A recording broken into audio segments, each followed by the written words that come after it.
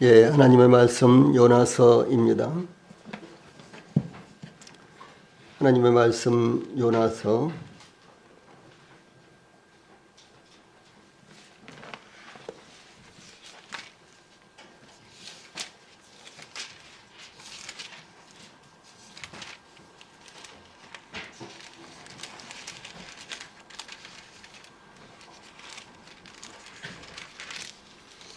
'구약 성경 요나서 1절과 2절 말씀 제가 봉독을 해드리겠습니다.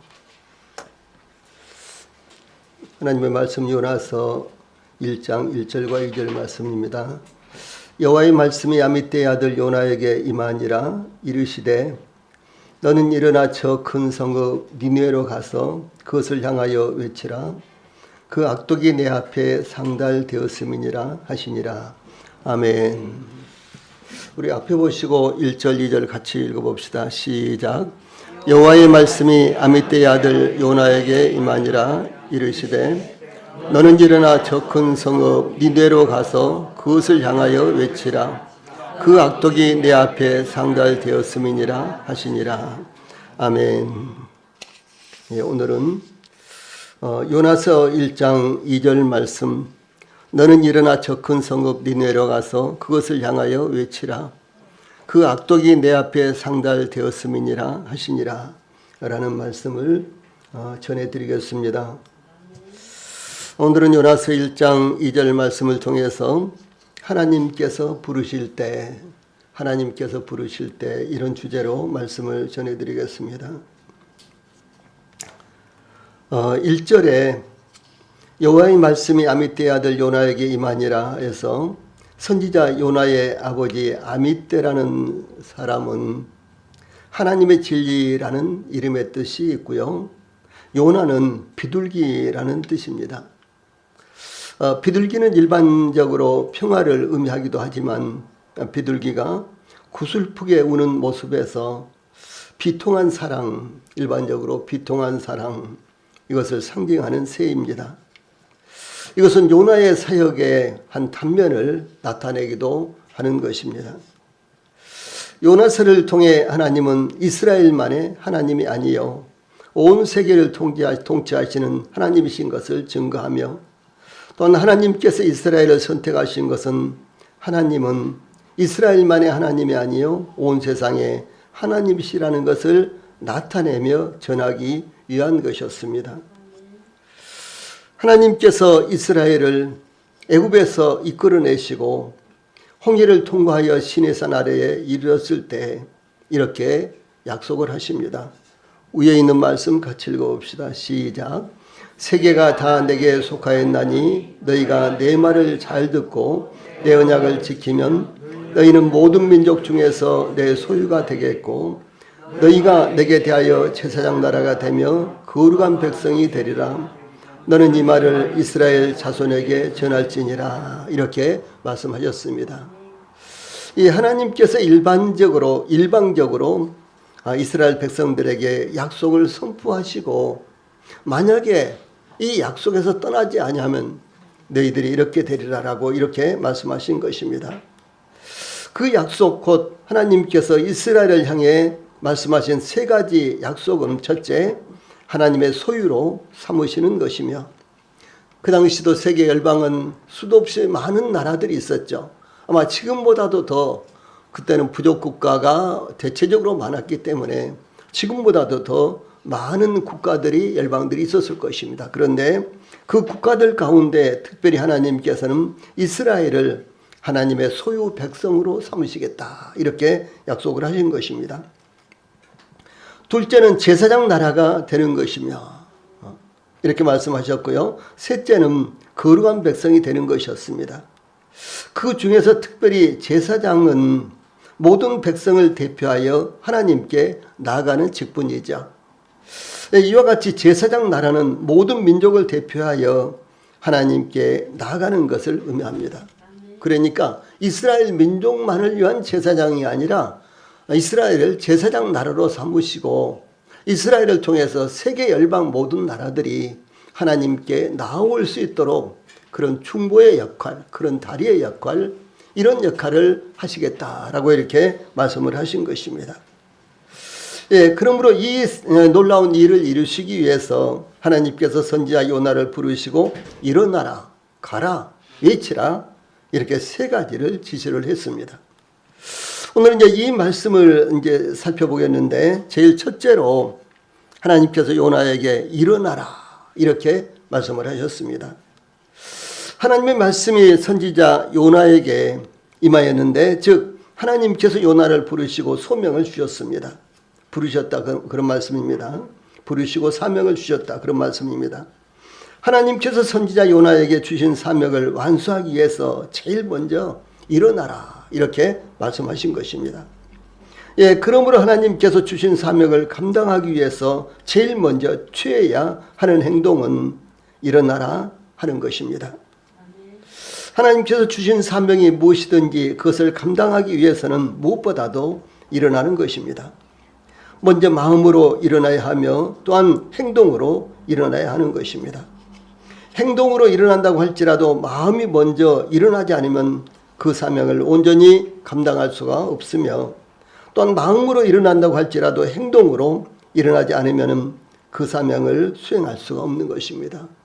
다시 말해서 대답만 하고 몸은 꿈쩍도 안 한다든가 몸은 꿈쩍하면서도 그 마음은 아예 멀리 있다든가 그런 것이 아니라 일어나라고 하는 것은 마음과 몸이 동시에 일어나서 그 명령을 수행하기 위해서 일어나는 것을 의미한다라고 하는 것입니다.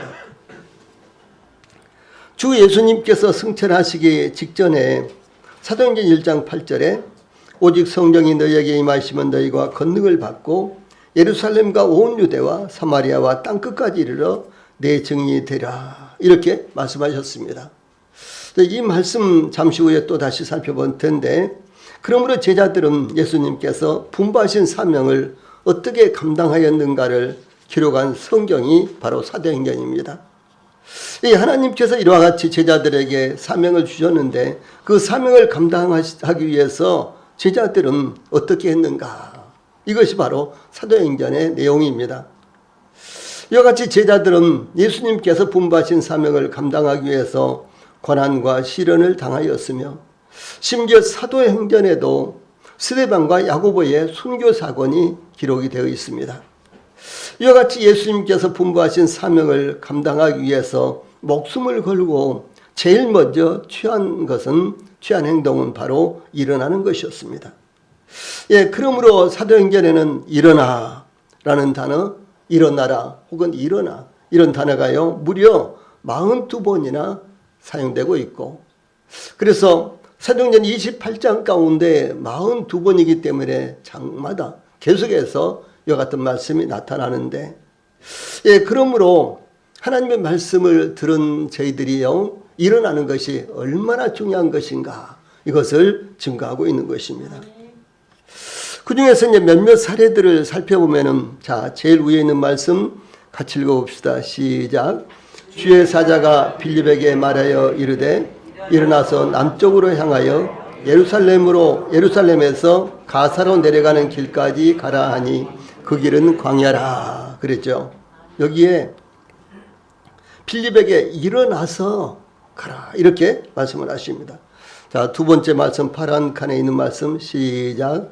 너는 일어나 시내로 들어가라 내가 행할 것을 내게 이를 자가 있으리라 하시니라. 이것은 이 다메섹 도상에서 예수님을 만난 사도 바울에게 이렇게 말씀하시는 장면입니다.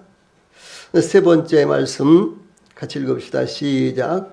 베드로가 이르되 애니아야 예수 그리스도께서 너를 낫게 하시니 일어나 내 자리를 정돈하라 한데 곧 일어나니. 이것은 이 사도 베드로가 치유의 역사를 일으킬 때도 일어나라 라는 말씀을 계속해서 하고 있는 것을 볼 수가 있습니다. 자, 그 다음에 사도행전 9장 40절에 마지막 말씀 시작. 베드로가 사람을 다 내보내고 무릎을 꿇고 기도하고 돌이켜 시체를 향하여 이르되 다비다야 일어나라 하니 그가 눈을 떠 베드로를 보고 일어나 앉는지라. 예, 아주 헌신적인 자매님이셨어요. 아주 헌신적인 자매였는데 이 다비다라는 이와 같은 여성도가 죽었습니다. 그때 이 다비다의 헌신을 알고 있는 많은 성도들이 모여서 슬피 울고 있을 때 베드로가 그곳을 방문해서 이미 죽어 있는데 다비다를 향해서 다비다야 일어나라 이렇게 하자요. 죽었던 다비다가 일어나는 이와 같은 장면이 나타나고 있습니다. 이와 같이 일어나는 것은 우리 성도들이나 심지어 죽은 사람을 일깨울 때도 대단히 중요하다라고 하는 사실입니다. 그러므로 이와 같이 일어나는 것은 일을 시작하기 위해서 가장 먼저 취하는 행동입니다. 또한 일어나는 것은 아침에 깨어나는 것과 활동을 시작하는 것을 의미하며 망설이거나 주저하고 있거나 두려워하고 있을 때 용기와 담대함으로 새롭게 시작하기 위해서 취하는 행동입니다. 여기 본문에서는 하나님께서 선지자 요나를 부르시고 소명을 주시는 것을 의미합니다. 아마 선지자 요나는 지쳐 있었거나 포기하고 있었거나 무엇을 해야 할지 알지 못해서 주저하고 있었던 것으로 보입니다. 그때 하나님께서 요나에게 일어나라 이렇게 말씀을 하시는 것입니다. 우리는 왕국 시대에 엘리야의 활동을 보게 되는데 엘리야가 바알과 아세라 선자들과 갈멜산 전투에서 대승리를 하자 이제 바알과 아세라의 선지자요 선교사인 이세벨은 아합 왕의 아내지였죠. 그런데 이 이세벨이 내가 내일 이맘때에는 반드시 내 생명을 저 사람들 중 한 사람의 생명과 같게 하리라. 그렇게 하지 아니하면 신들이 내게 벌 위에 벌을 내림이 마땅하니라. 이렇게 예언을 합니다. 이것은 이세벨이 선지자 엘리야를 기필코 죽이겠다라고 하는 대단한 의지와 결심이 여기에 이렇게 사 있는 것입니다. 이런 예언을 받았을 때 엘리야가 자기 자신은 광야로 들어가 하루길쯤 가서 한 로뎀나무 아래에 앉아서 자기가 죽기를 원하여 이르되 여호와여 넉넉하오니 지금 내 생명을 거두시옵소서. 나는 내 조상들보다 낫지 못하나이다. 이렇게 이제 탄원을 하고 있을 때 이 로뎀나무 아래에 누워 자더니, 그러니까 이렇게 탄원하면서 로뎀나무 아래에 누워 자고 있었는데 천사가 그를 어루만지며 그에게 이르되 일어나서 먹으라 이렇게 말씀을 하십니다. 그래서 이제 엘리야가 그 떡과 물을 이제 그 고기를 먹고 나서 또 다시 누워서 자는데, 그 다음에 또 7절에도 머리맡에 숯불에 구운 떡과 한 병 물을 준비해 두었습니다. 이 엘리야가 먹고 마시고 다시 누웠을 때 여호와의 천사가 또 다시 와서 어루만지며 이르되 일어나 먹으라. 내가 갈 길을 다 가지 못할까 하노라. 이렇게 지시했습니다. 하나님께서 이와 같이 실패한 선지자에게도 일어설 수 있도록 영과 육을 새롭게 하시는 이와 같은 모습을 볼 수가 있는 것입니다. 여기 보면은 이 파란 칸에도 앉아서라는 말씀이 나오죠. 그런가 뭐 또 그 다음에 칸에도 가지색 칸에도 누워 자더니, 누워라는 이와 같은, 여기 표시가 안 되는데 누워라는 이와 같은 단어와 그 다음에 일어나서, 또 마지막 칸에도 일어나, 이런 이제 단어들이 여기에 나오죠. 그래서 앉아 있거나 누워 있거나 이것이 아니라 일어나서 이와 같이 일을 시작하는 이와 같은 모습을 나타내고 있고요. 이것을 바로 지시하고 있는 모습이 나타나고 있습니다.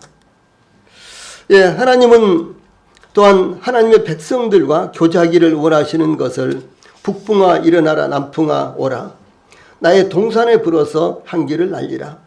나의 사랑하는 자가 그 동산에 들어가서 그 아름다운 열매 맺기를 원하노라 라고 이렇게 표현했는데, 이것은 하나님께서 이 하나님의 백성들과 하나님의 교회와 교제하기를 원하시는 이와 같은 표현을 말씀하고 있는 것입니다. 또 이사야서 60장 1절에서는 하나님께서 일어나라, 빛을 발하라, 이는 내 빛이 이르렀고 여호와의 영광이 내 위에 임하였음이라. 이렇게 하나님의 백성들, 하나님의 교회를 향해서 말씀하고 있습니다. 그러므로 죄악으로 인해서 심판 아래 있던 하나님의 백성들의 죄가 구속됨으로 일어나 곧 그 빛, 곧 구원의 복음을 온 세상에 비춰라, 전하라 이렇게 말씀하셨습니다. 이 사도 바울은 에베소 5장 14절에서 그러므로 이르시기를 잠자는 자여 깨어서 죽은 자들 가운데서 일어나라. 그리스도께서 너에게 비추이시리라 하셨느니라 라고 이렇게 증거했습니다. 이 사도 바울이 지금 이렇게 증거하고 있는 말씀은 하나님께서 바로 우리 성도들이 일어나야 할 것을 말씀하신 것입니다. 복음을 위해서, 교회를 위해서, 하나님의 나라를 위해서 우리가 일어나야 된다라는 것을 말씀하는 것입니다. 예, 두 번째 본문에 나타난 말씀은 가라라고 하는 이와 같은 말씀입니다. 하나님께서 선지자 요나에게 너는 일어나 저 큰 성읍 니느웨로 가라 이렇게 소명을 주셨습니다. 일어나 다음에는 가라라고 하는 것입니다.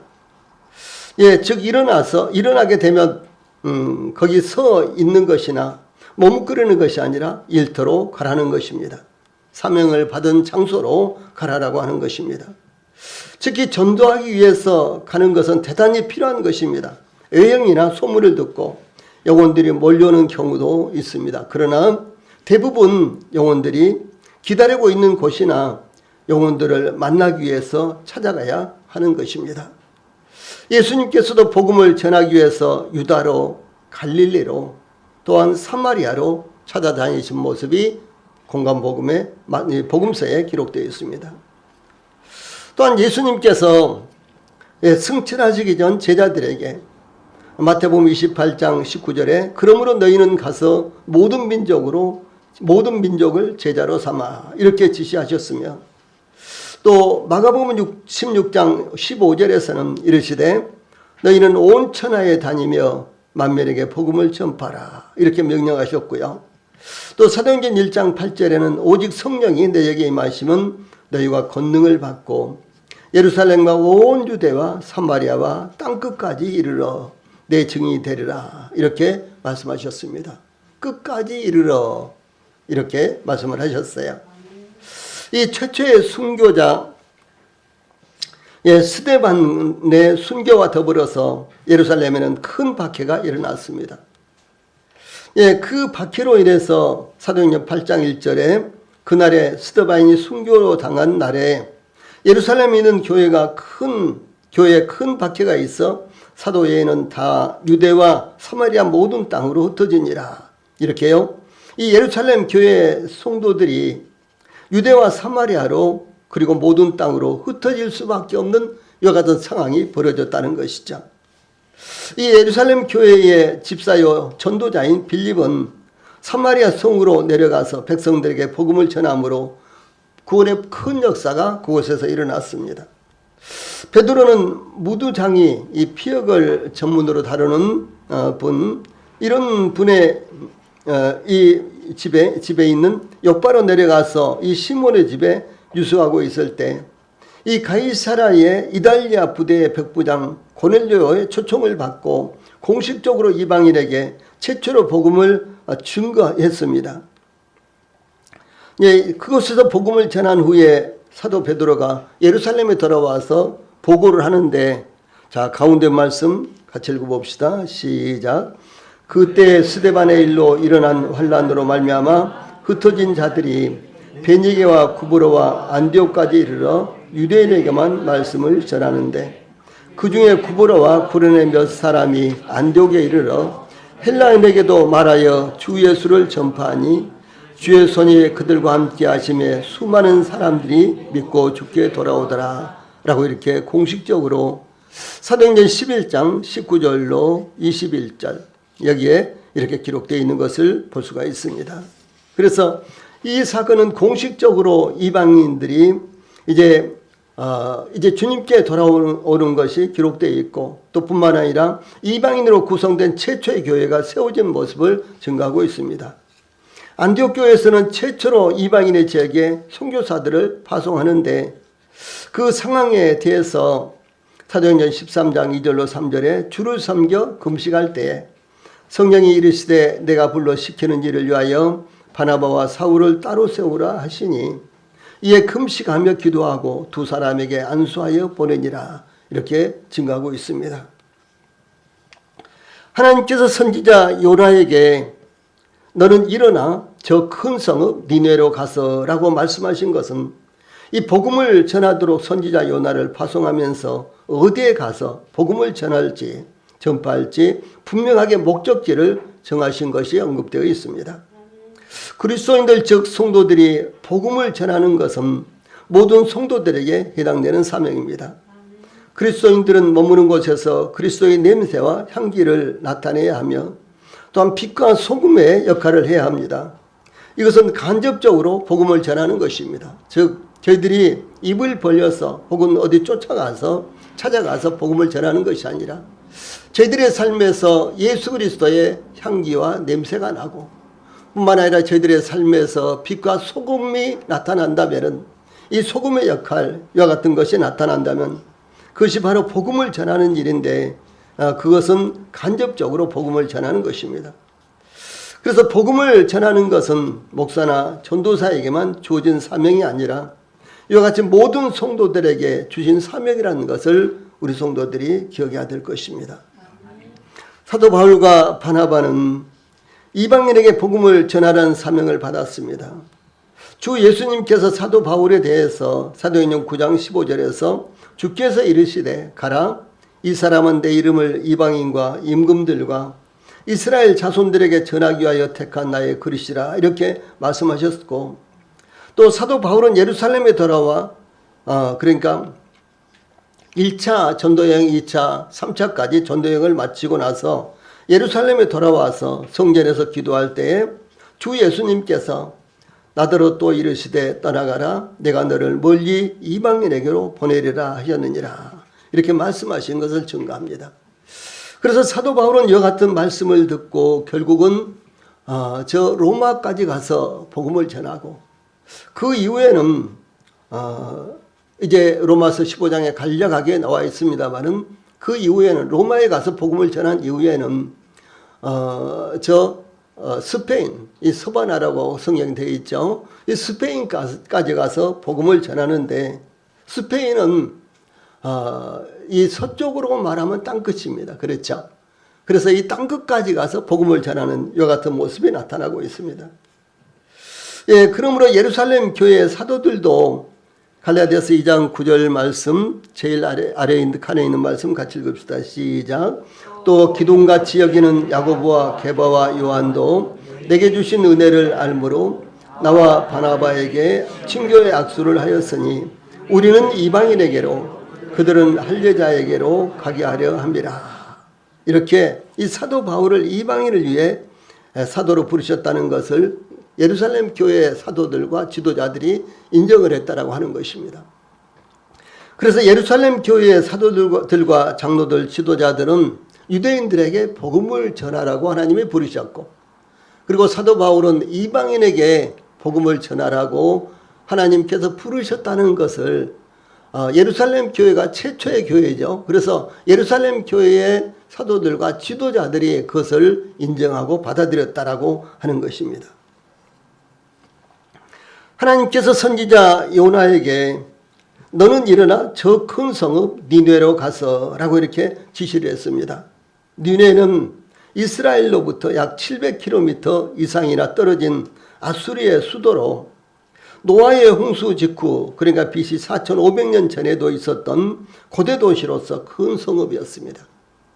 그래서 정확히는 노아의 홍수가 이루어진 뒤에 곧바로 이 세워진 이와 같은 고대 도시로서 이 고대에서는 소위 바벨론보다도 훨씬 큰 이 바벨론 성읍은 세계 7대 불가사입니다. 그런데 이 바벨론보다도 훨씬 더 큰 이와 같은 성읍이었다라고 하고 전해지고 있습니다.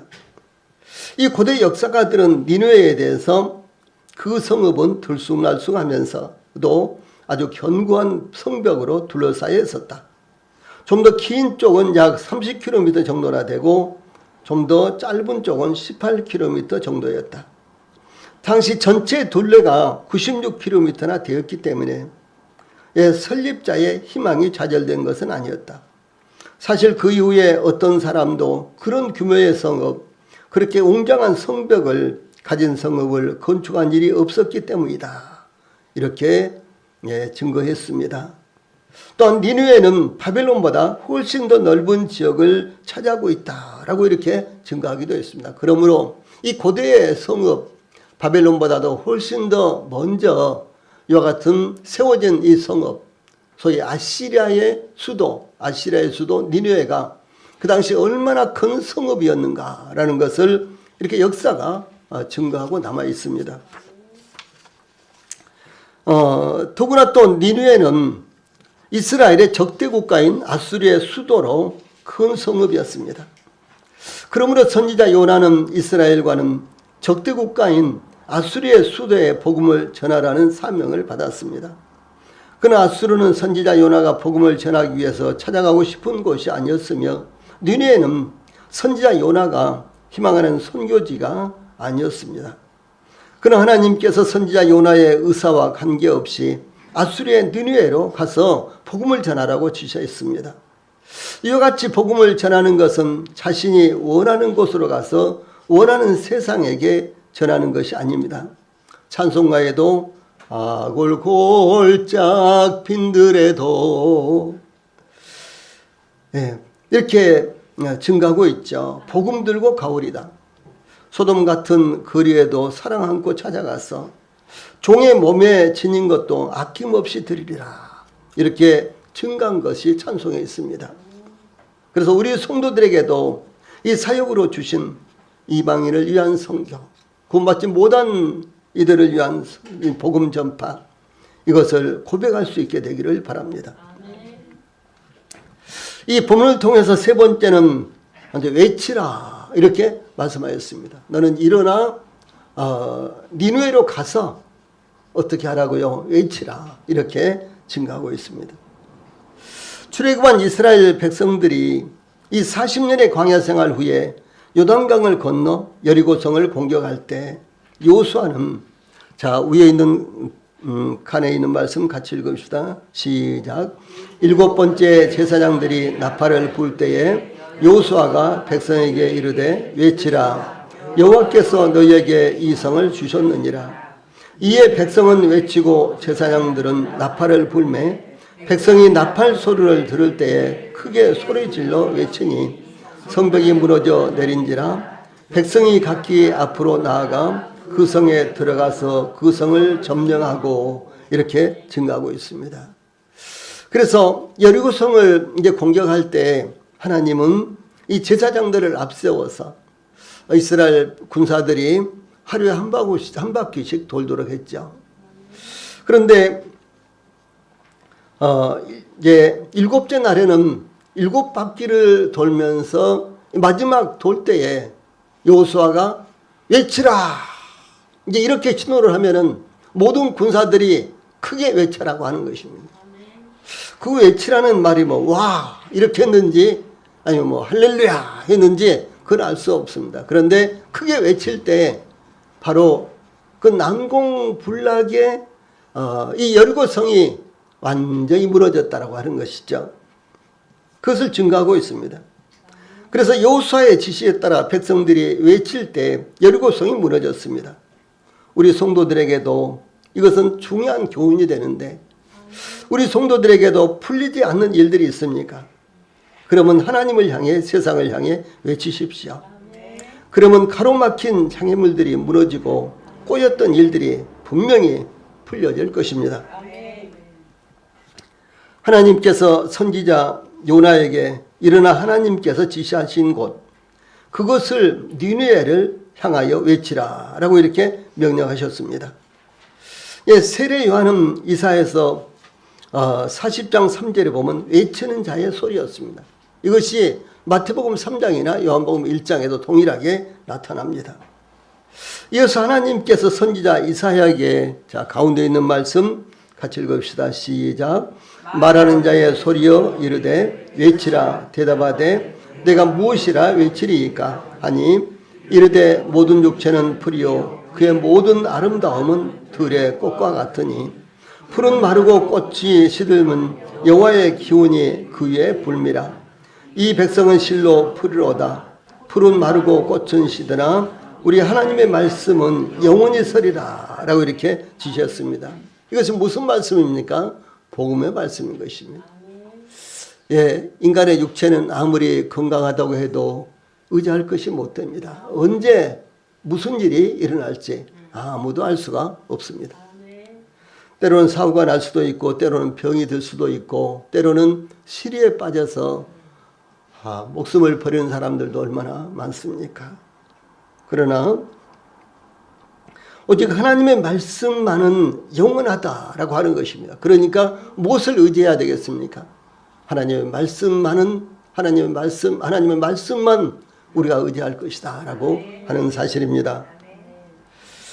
예, 그러므로 또 이렇게 말씀하고 있습니다. 크게 외치라 아끼지 말라 내 목소리를 나팔같이 날려 내 백성에게 허물을 야곱 집에 그 죄를 구하라. 이사야서 58장 1절입니다. 이렇게 지시하고 있습니다. 그래서 복음은 외쳐야 하는 것입니다. 만약 우리 성도들이 이 목소리로 크게 외칠 상황이 아니라면은 우리 성도들이 마음 가운데서 외치고 부르짖어야 된다 하는 사실입니다. 예. 그런데 참 중요한 것이요. 예, 오늘날 그런 분들이 있습니다. 우리가 전도지 주면은 누가 받느냐? 이 전도지 주면 그것을 받고 교회 온 사람들이 있느냐? 저는 이런 말은요 수도 없이 들었습니다. 이것은 40년 전에도 들었어요. 아마 50년 전에도 들었는지도 모르겠습니다. 저는 이런 말을 수도 없이 들으면서도 계속해서 교회에서 전도해야 된다. 전도지를 뿌려야 된다. 이렇게 우리 성도들에게 가르치고 권면했습니다. 제가 일본에 가니까 한 15명, 20명 안쪽 모이는 한 교회가요. 그 도시 전체에 매 가구마다 하나의 전도지를 넣으려고 계획을 세우고요. 그 도시 전체에 이제 엄청나게 큰 지도를 벽에다가 붙여놓고 주일날마다 오후에 가서 전도지를 넣는데 그 지도를 보고 차례차례 전도지를 넣는 거예요. 그런데 이 표시를 해놨는데 상당히 많은 부분 벌써 전도지를 넣더라고요. 그래서 오후에 그렇게 이제 전도지를 넣고요. 그 다음에 밤에는 그 공회당에 가서 공회당을 1년 단위로 이렇게 빌리더라고요. 그래서 시간제로 빌리는 거예요. 그래서 1년 단위로 빌려서 밤에는 그곳에 가서 복음을 전하는데, 더러는 이제 일본의 그 특징은 교회로는 오지 않아도 그런 데서 복음을 전하면 찾아오는 사람들이 있답니다. 그래서 그런 분들에게 몇 년 동안 계속해서 복음을 전하고 있다라고 하는데요. 굉장히 존경스럽고, 그렇게 보였습니다. 그래서 복음은, 복음을 전하면 듣는 사람들이나 듣는 사람들보다 듣지 않은 사람들이 더 많습니다. 그러나 하나님께서 에스겔서 2장 5절에요. 그들은 폐역한 족속이라. 그들이 듣든지 아니 듣든지 그들 가운데에 선지자가 있음을 알지니라. 또 에스겔서 2장 7절에는 그들은 심히 폐역한 자라. 그들이 듣든지 아니 듣든지 너는 내 말로 고할지니라. 이렇게 지시했습니다. 또 그런가 하면 에스겔서 3장 11절에서는 이 사로잡힌 내 민족에게로 가서 그들이 듣든지 아니 듣든지 그들에게 고하여 이르기를 주 여호와의 말씀이 이러하시다 하라. 이렇게 말씀하셨습니다. 즉 복음은 이 상대방이 받아들이는 여부에 따라서 전하거나 전하지 않는 것이 아니라 듣든지 듣지 않든지 전하라라고 하는 것입니다. 이것이 바로 하나님의 뜻을 수행하는 것이며 우리 성도들을 향해서 요구하시는 하나님의 뜻이라는 것을 우리 성도들이 기억해야 될 것입니다. 하나님께서 또한 선지자 요나에게 외치하는 이유에 대해서 2절 후반절에 그 악독이 내 앞에 상달되었음이니라 이렇게 말씀하였습니다. 이 말씀은 굉장히 저희들에게도 아주 두려운 말씀이고 그런가 하면은 한편으로 복이 되고 은혜가 되는 말씀입니다. 니느웨는 교만함, 잔인함, 극도의 이기주의가 만연했습니다. 이 니느웨의 성은 정말로 타락했고요. 죄악이 천지였습니다. 니느웨의 이와 같은 악독이 하늘의 하나님께도 들렸다라고 하는 것입니다. 예를 들어서 창세기 4장 10절에 제일 아래에 있는 말씀 같이 읽어봅시다. 창세기 4장 10절 말씀 시작. 내가 무엇을 하였느냐? 내 아우의 핏소리가 땅에서부터 내게 호소하느니라. 이렇게 하나님께서 말씀하셨습니다. 이 가인이 아벨을 죽일 때 아벨을 꼬여냈어요. 아벨아, 아마 전혀 자기 마음 가운데 그런 의도를 갖고 있다는 것을 내색하지 않으면서 아마 이렇게 가인이라는 형이 아벨이라는 동생을요 그렇게 둘로 꼬여냈을 것입니다. 근데 둘로 꼬여내서요 그리고 낫으로 쳐 죽였어요. 단지 하나님께서 아벨과 그 제사는 받아들였지만 자기 가인의 제사와 그 자신은 받아들이지 않는다는 것 때문에요. 그것을 시기해서 동생 아벨을 죽였습니다. 예, 그런데 하나님께서 이렇게 말씀하신 거예요. 내가 무엇을 하였느냐? 내 아우의 핏소리가 땅에서부터 내게 호소하느니라. 이렇게 말씀하셨습니다. 또한 소돔과 고모라의 죄악에 대해서 창세기 18장 20절 21절에 여호와께서 또 이르시되 소돔과 고모라에 대한 부르짖음이 크고 그 죄악이 심히 무거우니 내가 이제 내려가서 그 모든 행한 것이 과연 내게 들린 부르짖음 같은지 그렇지 않은지 내가 보고 알려하노라. 이렇게 말씀하셨습니다. 이 소돔과 고모라의 죄악의 그 심각성이 하나님께도 알려졌다라고 하는 것입니다.